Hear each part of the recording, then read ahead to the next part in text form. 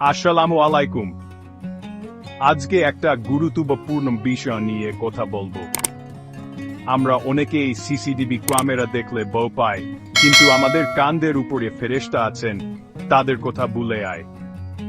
কল্পনা করো, তোমার বাম কাঁধে একজন ফেরেশতা আছেন, ইনি তোমার সব খারাপ কাজ লিখে রাখছেন। আর ডান কাঁধে আরেকজন, ইনি তোমার ভালো কাজগুলো লেখার জন্য অপেক্ষা করছেন। আমাদের বাম কাঁধের ফেরেশতা দিনরাত লিখতে লিখতে ক্লান্ত, আর ডান কাঁধের ফেরেশতা আরেকটু ভালো কাজ লেখার আশায় ব্যস্ত। আমরা সিসিটিভি ক্যামেরা দেখলে ভয় পাই, কিন্তু আমাদের সাথে সবসময় থাকা আল্লাহর নির্দেশিত লেখকদের কথা ভুলে আয়।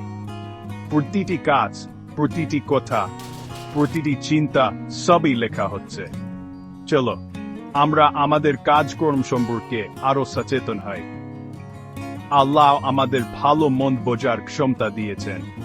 চলো বাম কাঁধের ফেরেশতাকে বিশ্রাম দিই, আর ডান কাঁধের ফেরেশতাকে ব্যস্ত রাখি। আল্লাহ আমাদের সবাইকে সঠিক সিদ্ধান্ত নেওয়ার তৌফিক দিন। আমিন।